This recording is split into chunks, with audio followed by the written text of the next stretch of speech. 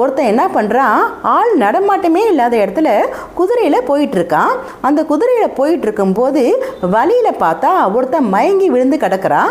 இவன் என்ன பண்ணுறான், கீழே இறங்கி பார்க்குறான். மயக்க நிலையில் இருந்தான். உடனே இவன் கையில் அந்த தண்ணியை எடுத்து அவன் முகத்தில் தெளிக்கிறான். தெளித்து கொஞ்சம் தண்ணியை வாயில் ஊற்றுறான். குடித்தோடனே அவனுக்கு கொஞ்சம் மயக்கம் தெளிஞ்சிருச்சு. சரின்னு அந்த மயங்கி இருந்தவனை தூக்கி அப்படியே அந்த குதிரை மேலே உட்கார வைக்கிறான். இவன் உட்கார வச்சோடனே மயங்கி விழுந்தானே, அவன் குதிரை மேலே ஏறி உட்காந்தோடனே இந்த குதிரையில் இருக்க கடிவாள கயிறு இருக்குல்ல, அதை பிடிச்சி அவன் இழுத்தான். இழுத்தோன்னே என்ன ஆயிடுச்சுன்னா அந்த குதிரை வேகமாக ஓடிடுச்சு. இவனுக்கு என்னன்னே புரியல. ஏன்னா அவனுக்கு புரியக்க ரொம்ப நேரம் ஆயிடுச்சு. அப்போ தான் அவனுக்கே தெரியுது, ஆகா இவன் திருடன் போல இருக்கு அப்படின்னு நினச்சிட்டு அவனுக்கு ஒன்றுமே புரியல. ரொம்ப வருத்தப்பட்டான். சரின்ட்டு என்ன பண்ணான், நடந்தே வீட்டுக்கு போயிட்டான்.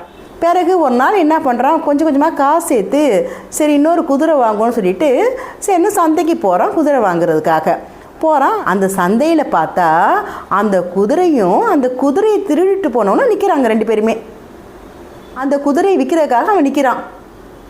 இவன் அவன் கிட்ட போனோன்னே அவனுக்கு அதிர்ச்சி ஆயிடுச்சு. அவனுக்கு நம்ம குதிரையை கொடுத்தவன் சொல்கிறான், இந்த குதிரையை நீனே வச்சுக்க, எனக்கு வேணாம். ஆனால் எக்காரணத்தை முன்னிட்டும் நான் திருடுறதுக்காக மயங்கினாப்பில் நடிச்சேன்னு மட்டும் யார்ட்டுமே சொல்லாத. ஏன்னா இந்த மாதிரி வேறு யாராச்சும் உண்மையான மயக்கம் வந்து கிடந்தா கூட அப்புறம் யாருக்குமே உதவி செய்யணும்னு எண்ணமே வராது.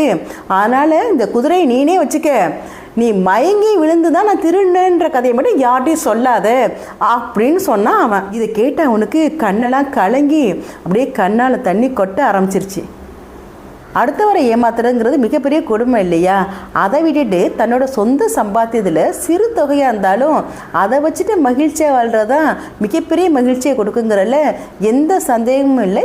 வாழ்த்துக்கள்.